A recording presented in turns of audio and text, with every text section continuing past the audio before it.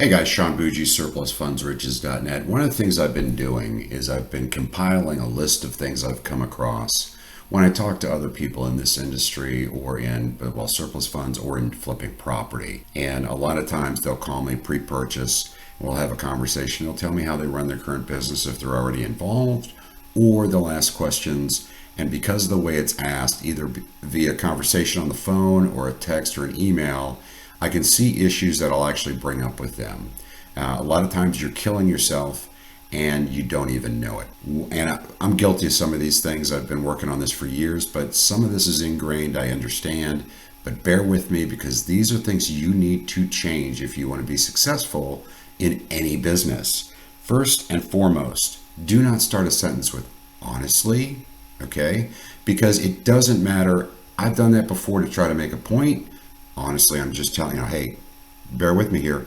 But it comes across like there's an option versus I've thought about lying to you, right? And I'm capable of that. But I decided to use the word honestly. So for this particular moment in time, I'm being honest with you. That's how people perceive that. So get rid of that. Get rid of that in your vernacular. Get that out of there. Second one is, and there's going to be about 15 of these guys. So just, it's a quick video. Listen, hear me out. Second, disparaging others, character assassination. Look, and I'm referring to a list, okay? Character assassination, guys.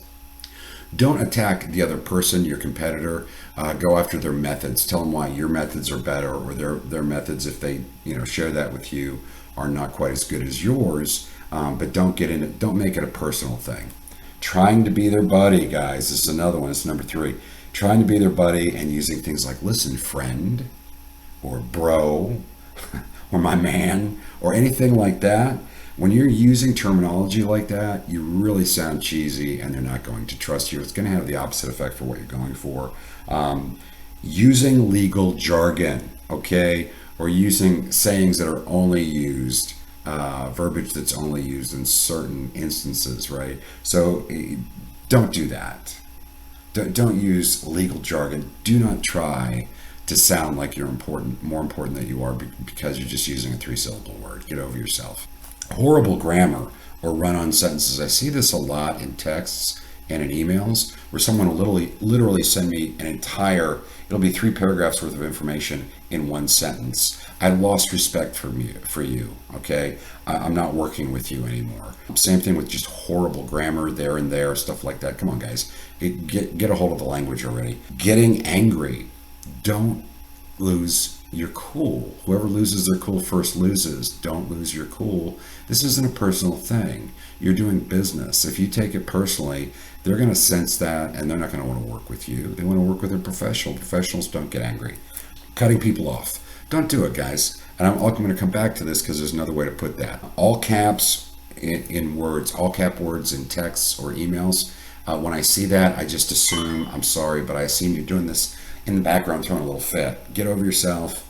If you're angry, say you're angry. But don't do the alt text. It's just ridiculous. And I've seen it where entire sentences have been in alt text. Knock it off. Chopping people on a deal at the last minute. I see this a lot, primarily in the flipping industry, where they'll make a deal and then they'll come back later and go, oh, you know what? I didn't see this or that. I'm going to have to offer you less. And they chop. I don't have any respect for that. And I think there's no way that's going to end well down the road. They're not going to work with you well after that. Threatening people or John Wayning it, some people call it. Guys, you're going to do this or else. Knock it off. Okay? Ask politely. If they don't want to do it, move on. Oh, good Lord. I'm the best thing that's ever going to happen to you with this. I'm the best this. I'm the best. I'm the bomb. I get things done where other people can. Lions don't need to roar. Okay? The only people that do are wannabes. So stop it.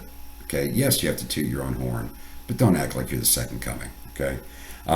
Saying you're offended or being overly sensitive to stuff, I lost respect for you. And that's, I understand that can be a generational thing, but just understand that most people you're dealing with are older that lost their home because the home ownership is it's older people primarily. Oh, talking over people, guys, if they don't want to give you your time,